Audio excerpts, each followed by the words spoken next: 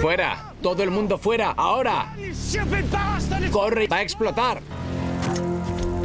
Múnich, 1958. 23 muertos, entre ellos algunos de los mejores deportistas del mundo. Y éramos un gran equipo. No podíamos tener una tripulación mejor para el equipo del Manchester United. 105, V1. La tripulación no había descongelado las alas. Los pilotos saben lo que hacen, chicos. ¡No vamos a poder! Creí estar muerto. La responsabilidad de la catástrofe recaería sobre un solo hombre. Eso es una gran carga. Aquello lo destrozó. Los esfuerzos por limpiar su nombre duraron más de una década. Y enfrentó a dos naciones en una amarga lucha por averiguar la verdad de una de las peores catástrofes de la historia del deporte.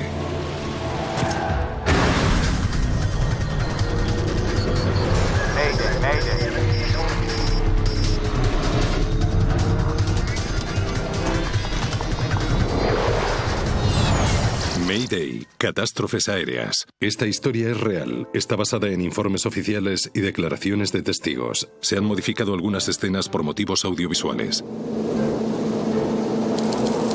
El desastre aéreo de Múnich. 6 de febrero de 1958, aeropuerto de Múnich, Alemania Federal. Un piloto británico se preparaba para llevar de vuelta a casa a un grupo muy especial de pasajeros. El equipo de fútbol del Manchester United. En los años 50 eran los deportistas más famosos del planeta. En el estadio de Wembley, todo el mundo, desde la reina hasta el hincha más antiguo, están muy nerviosos. El Manchester United era probablemente el mejor equipo del país. Me uní al club en diciembre del 57. Harry Gregg era el portero estrella del equipo. Embarcamos en el avión. Era un charter, un vuelo charter. Éramos un gran equipo. Tras jugar un importante partido en Yugoslavia, el equipo se había clasificado para las semifinales de la prestigiosa Copa de Europa. El avión tenía que hacer escala en Múnich porque no podía hacer el trayecto Belgrado-Manchester sin parar a repostar. Los 21 jugadores y el resto del equipo viajaban por todo lo alto. Iban en el Airspeed Ambassador de la British European Airways, un avión bimotor que también se conocía como Elizabethan. El capitán era James Thane, de 36 años de edad. Había sido piloto en la Real Fuerza Aérea Británica y tenía una impecable hoja de servicio. Era un hombre extraordinario. Era muy recto y honrado. Y tenía una fuerte personalidad.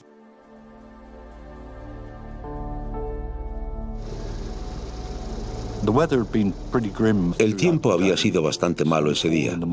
La nevada de la mañana había dado paso a temperaturas solo por encima del punto de congelación. Cuando el capitán Thane terminó su inspección prevuelo, los jóvenes deportistas se acomodaron para iniciar su viaje de regreso.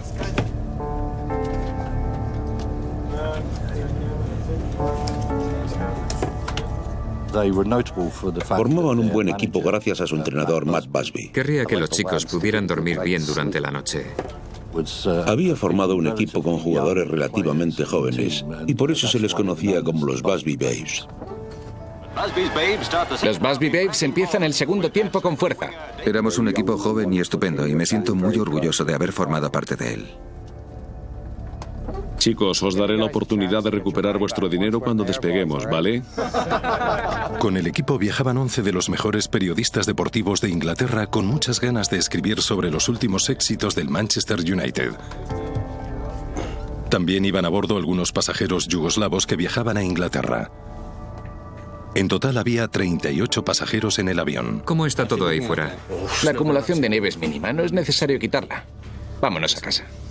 Encantado. El copiloto de 38 años, Kenneth Raymond, había sido piloto en la Segunda Guerra Mundial. También era capitán de Elizabethan y llevaba más tiempo que Thane en la aerolínea. Los dos eran pilotos con mucha experiencia. El equipo del Manchester United no podía haber tenido una mejor tripulación de vuelo. Eran muy buenos amigos y evidentemente eran capitanes los dos, así que volaban juntos bastante a menudo. Raymond y Thane habían acordado que en este vuelo se intercambiarían los asientos. Como el capitán Raymond iba a pilotar el avión y estaba acostumbrado a pilotar en el asiento de la izquierda, ahí es donde se sentó, en el asiento de la izquierda. Filtro y mando de gases abiertos, conducto intercomunicador cerrado. Iba en contra de la política de la compañía que establecía que el comandante siempre debía ir en el asiento izquierdo. Sin embargo, era una regla que se infringía con frecuencia. Apertura de aceleradores y mandos de gases, 2,5 centímetros. Filtro de aire y RAM lateral. Filtro de aire y RAM lateral. Sistema de ignición apagado. Sistema de ignición apagado.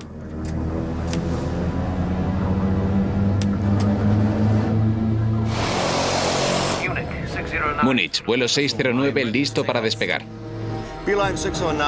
Vuelo 609, su autorización acaba a las 15:01. Son ahora las 15:0. Despejado para despegue, puede proceder. Gracias, rodando. Con nieve moderada y temperaturas cerca del nivel de congelación, Thane y Raymond iniciaban el despegue.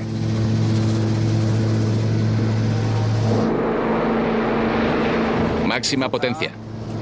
Máxima potencia. Yo estaba leyendo un libro que me había dejado uno de los chicos. Estaba leyendo cuando empezamos a acelerar por la pista. Miré por la ventanilla, pero no vi nada extraño. Las temperaturas y las presiones son correctas. 90.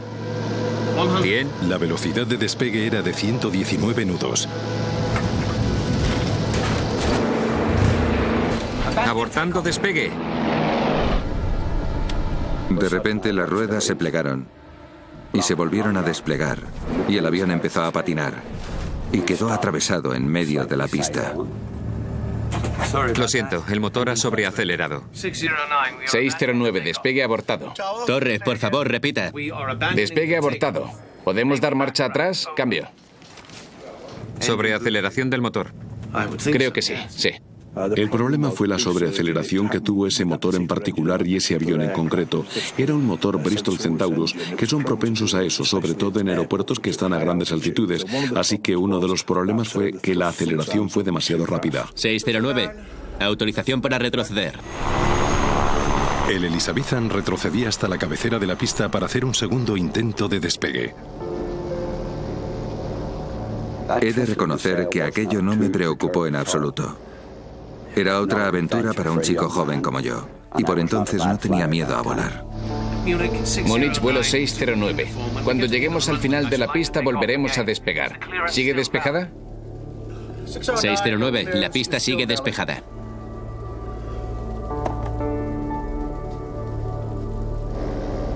Señoras y señores, les pedimos disculpas por haber tenido que retroceder.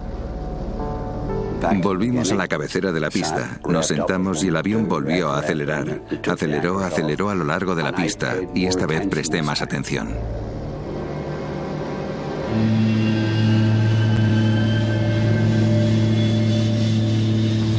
Y un poco más adelante que la vez anterior volvió a ocurrir lo mismo. Hay sobreaceleración. Y esta vez fue Thane el que desistió de despegar. Y otra vez, cuando pensábamos que estábamos a punto de despegar, vi las ruedas plegarse y volver a desplegarse. Y pararon.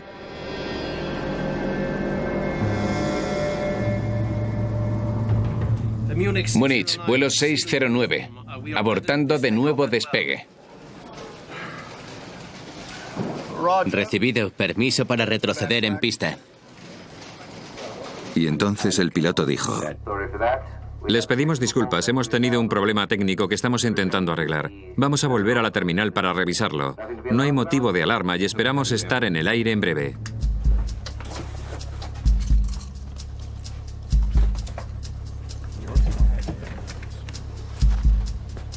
No os vayáis muy lejos, chicos.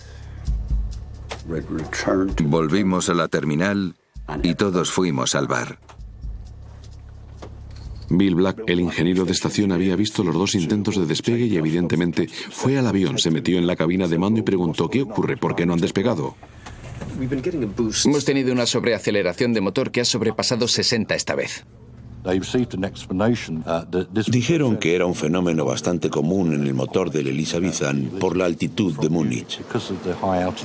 Dijeron que no era motivo de alarma y que les había aconsejado que al acelerar, si experimentaban sobreaceleración, abrieran lentamente el mando de gases, redujeran potencia y volvieran a acelerar hasta alcanzar máxima potencia gradualmente. Pasajeros del vuelo BA609, procedan a embarcar, por favor.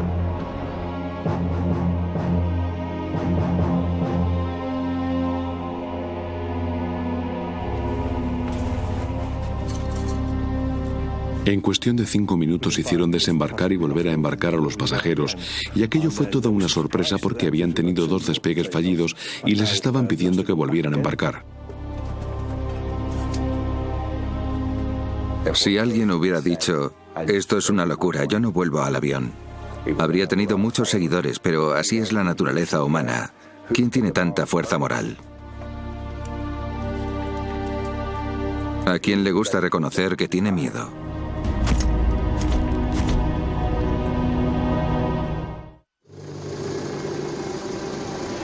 El vuelo 609 de la BA se preparaba para su tercer intento de despegue en el aeropuerto de Múnich.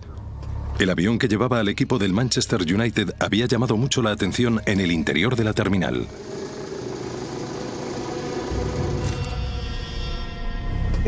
Hay que tener en cuenta que eran los Busby Boys. Siempre estaban riéndose y bromeando, pero entonces estaban muy callados. Había mucha tensión en el aire. El pequeño Johnny Berry dijo, nos van a matar a todos aquí. Y luego Whelan dijo, bueno, pues si es así, yo estoy preparado. Y en ese momento, yo me aflojé la corbata. Acelerador de ignición desactivado. Acelerador de ignición desactivado. ¿Las alas siguen bien? No necesitamos descongelar.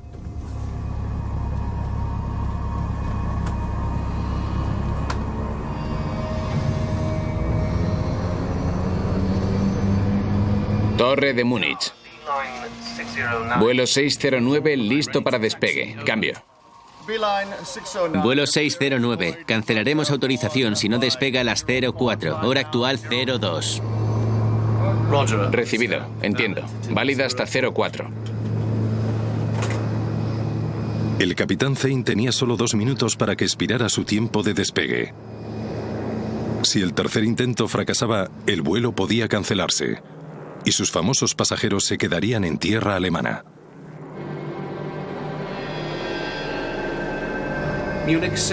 Múnich, vuelo 609 listo para despegar. Recibido.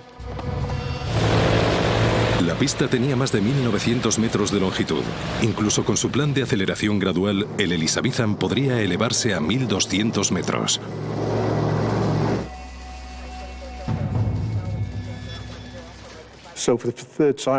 Así que por tercera vez ese día colocaron el avión en la cabecera de la pista, recibieron la autorización para despegar y se volvieron a poner en marcha. Máxima potencia. Máxima potencia. Las temperaturas y las presiones son correctas. Aceleración gradual.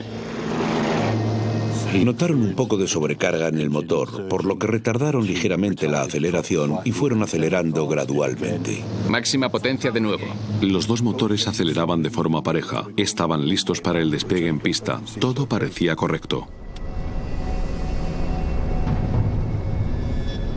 Los pilotos saben lo que hacen, chicos. Creo que en ese avión había gente mucho más asustada que yo.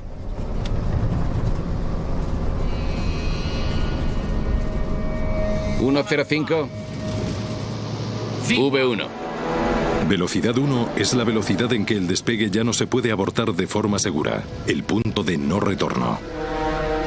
Raymond estaba esperando. Esperaba que Zane dijera 119 nudos, que es igual que decir V2. A 119 nudos el avión podía ganar altura. Pero algo no fue bien. Y de repente perdieron velocidad. No vamos a poder.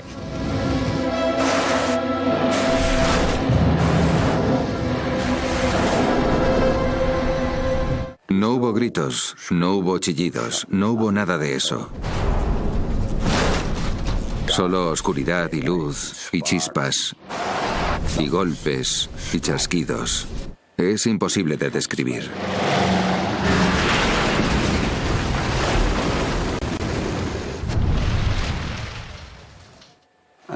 Y luego una oscuridad total. Yo creí estar muerto. El Elizabethan se había estrellado contra la valla de una casa y el combustible se derramó a 300 metros del final de la pista. Y cuando pude volver a pensar con claridad, empecé a arrastrarme hasta llegar a un agujero de lo que quedaba de avión. Y de verdad pensé, soy el único que ha sobrevivido. Y luego oí un grito.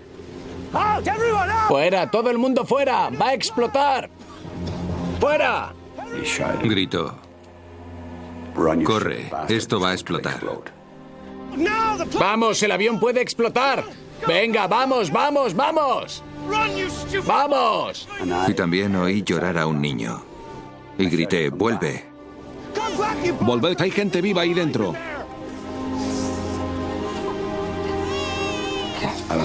Volví a entrar por el agujero y encontré al niño.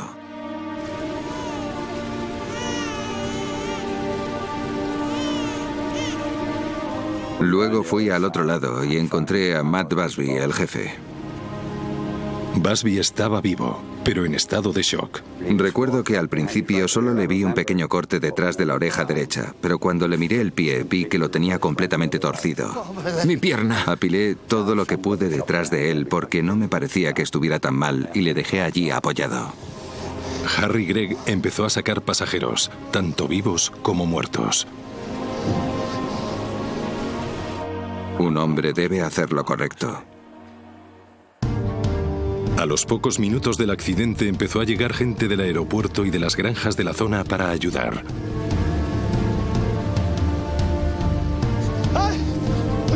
El copiloto está atrapado ahí dentro. ¿Podéis ayudarle? Dos hombres alemanes subieron al ala y sacaron de entre los escombros a Kenneth Raymond. Estaba mal herido. Murieron 21 personas. 7 eran jugadores del Manchester United. El capitán, el secretario y el entrenador también murieron. Otros 7 miembros del equipo también resultaron gravemente heridos. El entrenador Matt Busby estaba en situación crítica. El Manchester United, uno de los mejores equipos del mundo, quedaba destrozado. Todo empezó maravillosamente bien y acabó horrorosamente mal.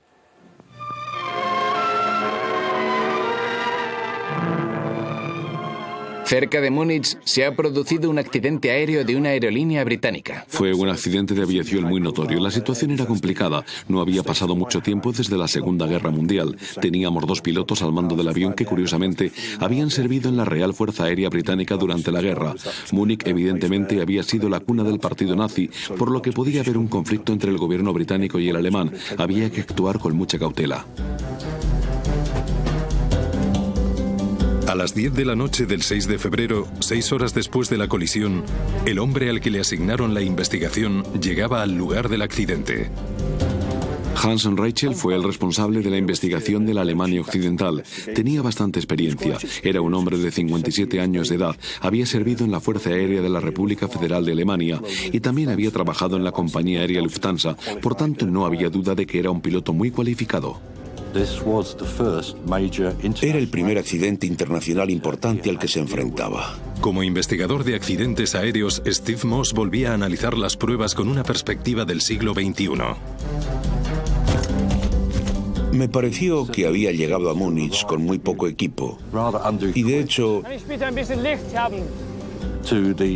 tuvo que pedir prestadas a un equipo de televisión unas luces para empezar sus análisis. ¿Podéis enfocar aquí, por favor? Evidentemente lo que más le importaba era averiguar si había habido hielo en las alas, así que empezó por eso y encontró hielo.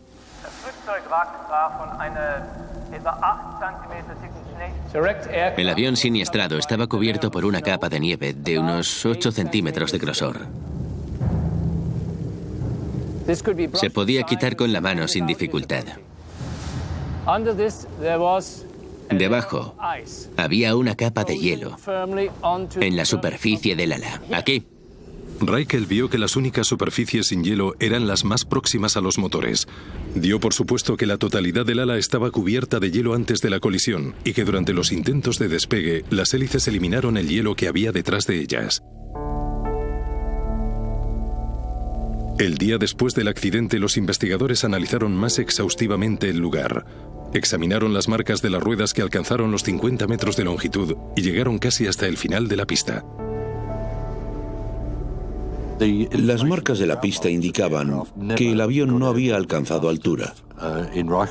Y eso reforzó la idea de Raikkonen de que la causa del accidente había sido el hielo en las alas. Desde el momento en que se ha conocido la noticia, Manchester está de luto. Mientras millones de personas esperan ansiosamente recibir noticias de los heridos, el personal sanitario del hospital trabaja día y noche para salvarlos. Matt Busby está muy grave. Durante 2 días se ha debatido entre la vida y la muerte, ya que tiene uno de los pulmones totalmente destrozado. Pero hemos sabido que Matt ya se encuentra fuera de peligro. 6 de los 7 jugadores heridos se recuperaron. Pero el equipo perdió a una de sus grandes estrellas.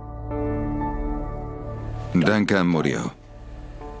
Creo que murió a los 10 días. Sí. Hasta la fecha, muchos recuerdan a Duncan Edwards como el mejor jugador de Inglaterra de toda la historia. El copiloto Kenneth Raymond también murió como consecuencia de una lesión cerebral. Máxima potencia. Máxima potencia. James Thane se quedaba solo y se enfrentaba a una avalancha de preguntas.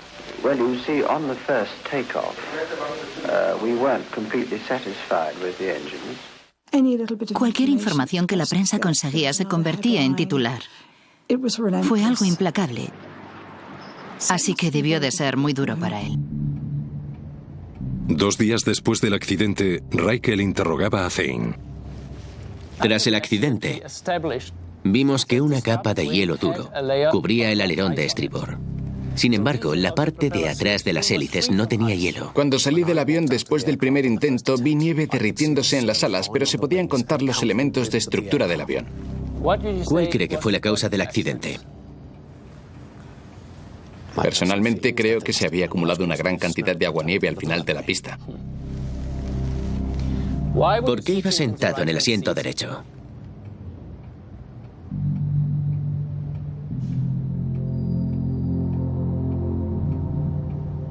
La gente empezó a especular, incluso antes de que comenzara la investigación, sobre la causa del accidente. 2 meses después de la colisión, en abril de 1958, se ponía en marcha una investigación alemana. ¿Puedo empezar? La investigación alemana pareció desde el principio jugar un papel de adversario contra alguien que estaba siendo juzgado y que debía demostrar su inocencia. Thane sabía que había algo extraño y que estaba entre las cuerdas. Hans Raikkonen utilizó el testimonio de testigos que afirmaron haber visto hielo en las alas y la propia declaración de Thane de que no había realizado el procedimiento de deshielo antes del despegue. Y era algo que Raikkonen no se quitaba de la cabeza. El hielo, no pensaba más que en el hielo. La tarde del accidente la temperatura rondaba los 0 grados centígrados. No hacía suficiente frío para que la nieve formara hielo. Thane vio agua caer desde el flanco anterior, así que sabía que la nieve se estaba derritiendo y por eso tomó la decisión de no descongelar el avión. Pero los expertos alemanes vieron que el Elizabethan había estado a una altura de 25.000 pies, donde la temperatura del aire era de 25 grados bajo cero. Y llegaron a la conclusión de que la nieve que cayó sobre las alas congeladas se había convertido de forma instantánea en hielo. Thane rebatió esta afirmación. Descongelación activada. Dijo que había realizado el procedimiento de deshielo en su descenso a Múnich, por lo que las alas habrían superado la temperatura del aire y no se habían podido congelar. Zein parecía tener todas las respuestas, pero lo que no sabía era que Hans Reichel estaba a punto de presentar una prueba muy controvertida que lo cambiaría todo. La investigación del gobierno alemán del accidente de Múnich daba un giro decisivo con la introducción de una fotografía normal y corriente. Era un posible indicio incriminatorio, porque a primera vista, en la fotografía parecía haber algo blanco en la parte superior de las alas y se interpretó como que era una capa de nieve o hielo. Todos los aviones que habían despegado de Múnich ese día habían realizado el procedimiento de deshielo. Todos, menos el Elizabethan.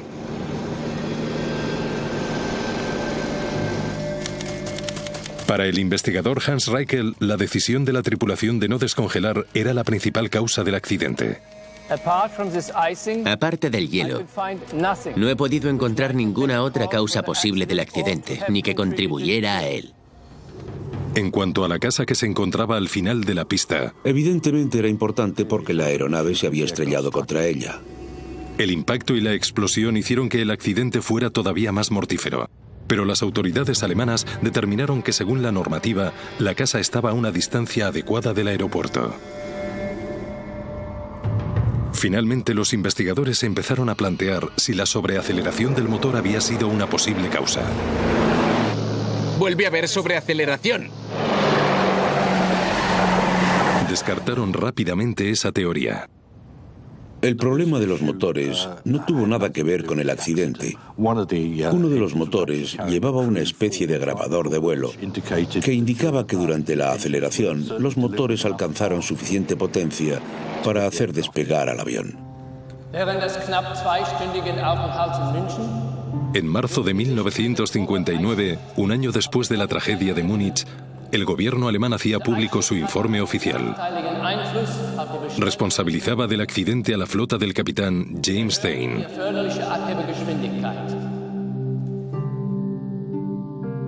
Hielo.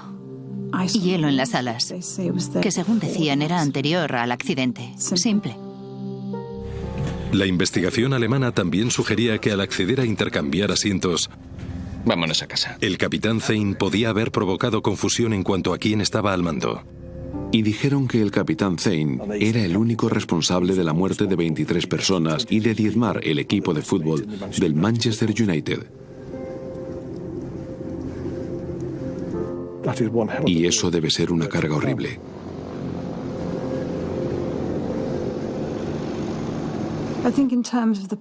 En cuanto a la prensa, evidentemente les gusta tener a un culpable y le trataron como al malo. Está claro que le trataron muy mal, fue el chivo expiatorio. Un año después del accidente, la reputación de James Zein estaba destrozada. El antiguo oficial de la Real Fuerza Aérea Británica y experimentado piloto era ahora agricultor. El desastre de Múnich le atormentaba sin cesar. Recuerdo a mi madre y a mi padre horas y horas hablando de esto por las noches, porque mi padre estaba convencido de que había habido alguna fuerza externa que había afectado al despegue. Zein estaba seguro de que el hielo de las alas no había provocado el accidente y decidió iniciar una investigación por su cuenta. Mi padre era un hombre de una gran integridad y fortaleza y se propuso encontrar la verdadera causa del accidente. Pero en 1959 no había demasiadas herramientas forenses a disposición de nadie. Para empezar, un avión de ese tamaño tenía que tener un grabador de datos de vuelo, una caja negra y un grabador de audio de cabina. Y si podíamos tener esa información relativa al accidente de 1958 de Múnich, se aclararía totalmente el caso. V1.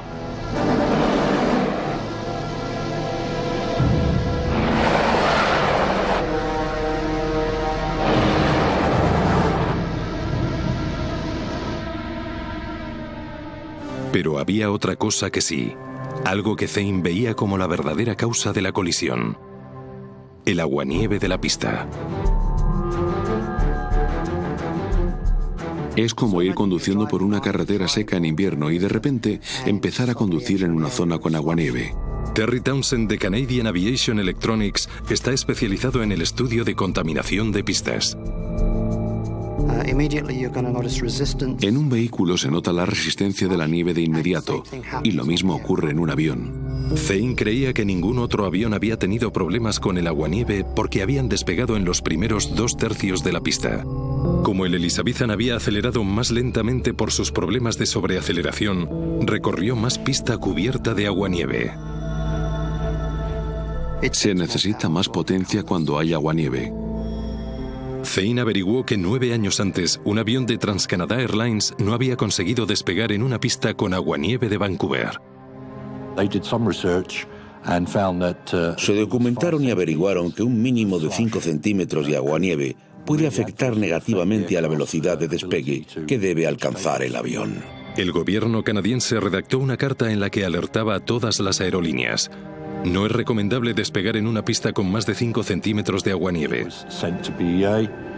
Dicha carta fue enviada también a la BEA, pero por alguna razón no tomaron ninguna medida y debieron de archivarla. El equipo de investigación alemán había descartado el aguanieve como posible causa e insistía en que había sido el hielo de las alas. Sin embargo, la investigación del capitán Zane reveló una increíble omisión. We quite fortuitously came across a witness who had made an inspection of the wreckage immediately after the accident. Karl-Heinz Seffer fue uno de los primeros en llegar al lugar del siniestro.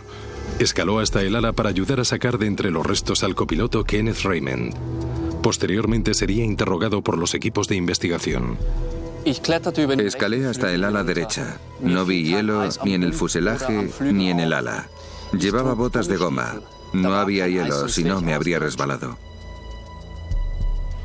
But when this report was read out to the first German Commission, only part of it was read out. That part which included the evidence that he couldn't find any ice was left out. Fue una trampa, fue intencionado. Zane tenía que ser el chivo expiatorio, tenía que haber hielo en el ala, no podía haber contaminación en pista.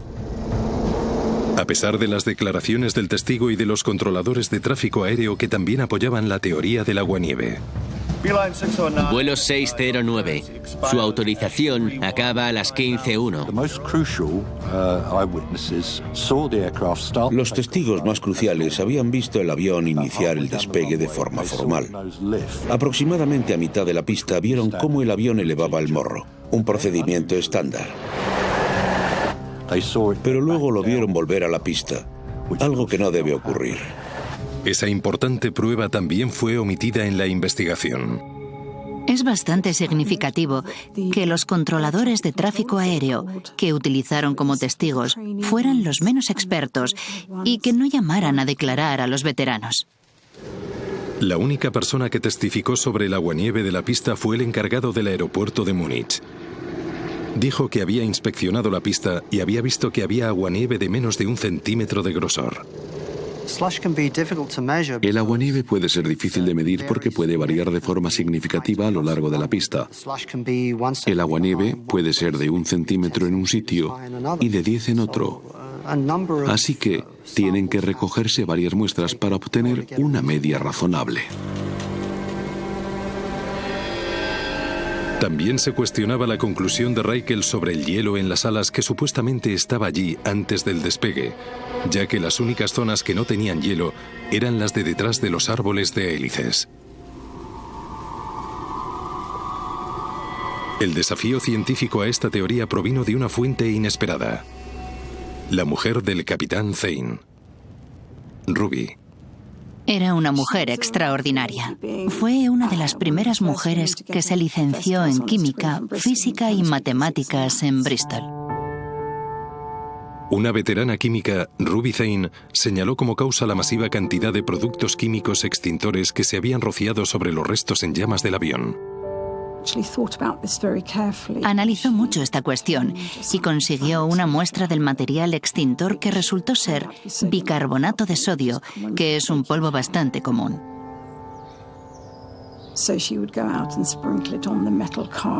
Así que lo roció en el coche para simular un ala de avión. Y vio que si se mezclaba con hielo y agua, se congelaba a menor temperatura de la que se registró en Múnich esa noche. Los bomberos dirigieron sus mangueras a los motores principalmente. El experimento de Ruby podía explicar por qué el hielo no se acumuló en esas zonas, pero sí en el resto del ala, en las horas posteriores a la colisión. Con nuevas declaraciones de testigos y pruebas científicas irrefutables, empezaba a aparecer la otra versión de la historia. Si había sido por el hielo en las alas, era culpa del capitán. Él sería el responsable. V1. Y evidentemente, si había sido por el aguanieve de la pista, la responsabilidad era del aeropuerto.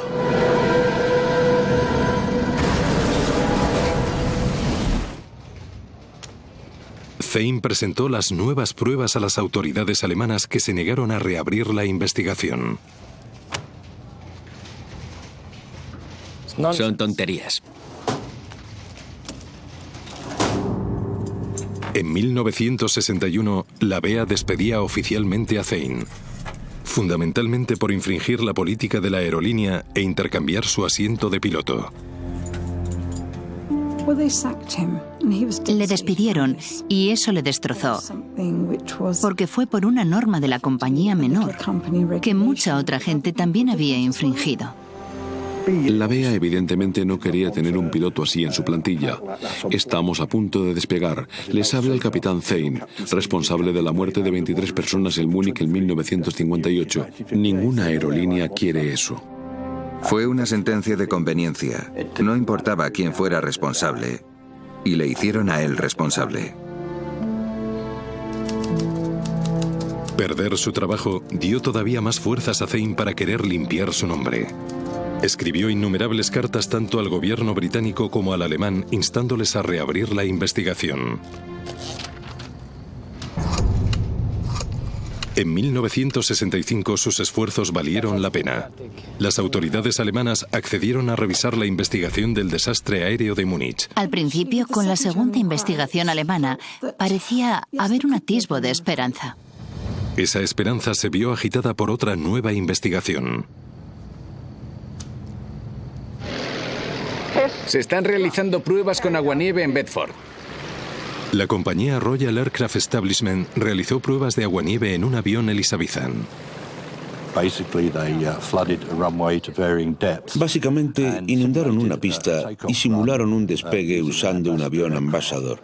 Los resultados de las pruebas fueron bastante alarmantes. En todas las pruebas, el avión deceleraba de 117 a unos 105 nudos. La misma pérdida de velocidad registrada por Thein. We are hoping that when the Germans have considered, if they consider all the relevant evidence, we shall get them to reach the conclusion that the aircraft accident was due to slush on the runway and not ice on the wings. Pero en la vista que duró 2 días, Reichel no se dejó influenciar por las nuevas pruebas. En lugar de exculpar a Thein, lo acusó aún más diciendo que al intercambiar asientos había empeorado la situación. Es probable que los diferentes análisis de la situación por parte de los dos pilotos aumentaran la gravedad del accidente. ¡No vamos a poder! Como investigador, a día de hoy no veo ninguna razón técnica por la que eso hubiera podido contribuir al accidente. Los hallazgos condenatorios de la Comisión de Revisión alemana fueron un golpe muy duro para Thein. El gobierno británico, la aerolínea y Thein sabían que le habían tendido una trampa, pero no podían hacer nada. Pero de repente se le iba a presentar una última oportunidad.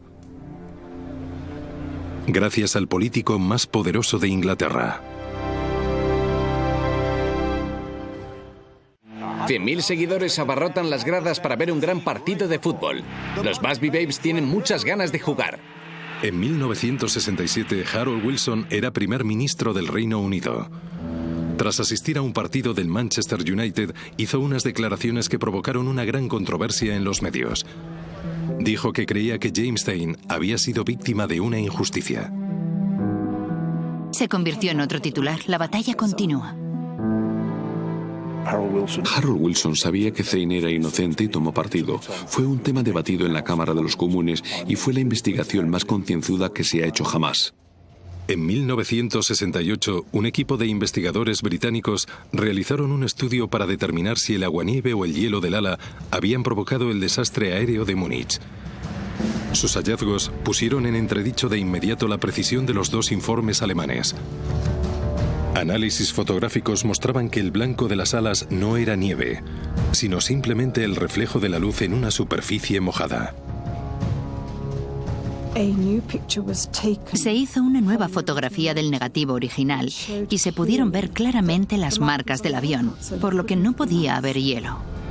Además, 3 diferentes expertos determinaron que la cantidad de hielo que Reichel encontró en las alas, 5 milímetros, no era suficiente para imposibilitar un despegue. No veo cómo una capa de hielo de 5 milímetros puede provocar la deceleración de un avión. Seguidamente, la investigación británica dio un giro radical cuando apareció un testigo estelar, Reinhard Meier, un piloto que llegó de los primeros al lugar del accidente. Me acerqué y observé el ala del avión siniestrado y vi que no había ni depósitos de escarcha ni de hielo. Solo había aguanieve. Cuando fue llamado a declarar, dijo: bueno, hablé con Reichel a solas y le dije lo que había ocurrido y que lo sabía porque había visto el avión. Le dije que busqué hielo solo unos minutos después del accidente y no lo encontré. Solo vi aguanieve, nada más, y a todo el mundo le sorprendió mucho eso. Reichel no podía explicar su mayúscula omisión. Creo que le era muy difícil echarse atrás y reconocer que se había equivocado. El aguanieve de la pista era responsabilidad de las autoridades aeroportuarias alemanas y no iban a aceptar eso. En marzo de 1969, buenas noticias. 11 años después del accidente aéreo, por fin, el gobierno británico absolvía formalmente a James Stein. Well, of course, my family are very pleased indeed. Sabía que esa era la verdad y estaba muy feliz y satisfecho porque en su país había sido absuelto. Pero la BEA no le devolvió su puesto de trabajo. El capitán Stein no volvió a pilotar. En Alemania, Hans Reichel y las autoridades aeroportuarias nunca le llegaron a absolver. Creo que tuvo mucha presión, estrés y tensión, y por eso murió tan joven. Solo tenía 54 años.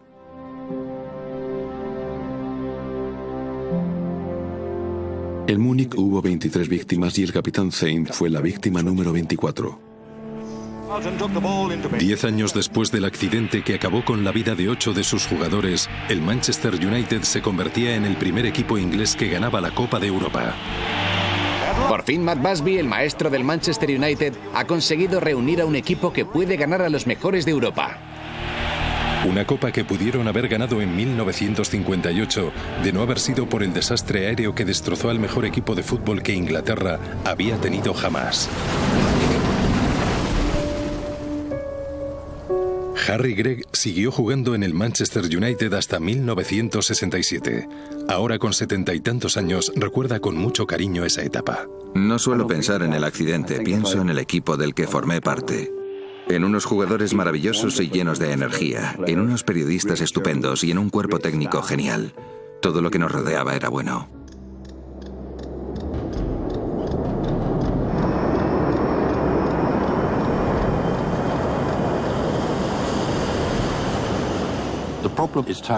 Ahora se aborda el problema, y yo creo que fue por el accidente de Múnich.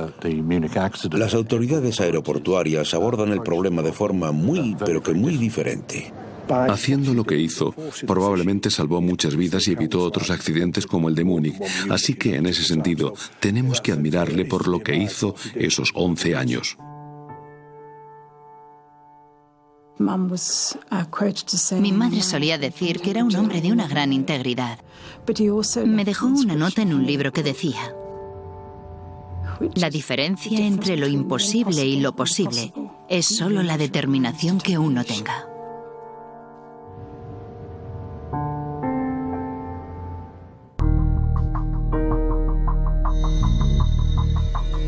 El legado del capitán Zane es que la aviación moderna conoce mejor los efectos devastadores del aguanieve.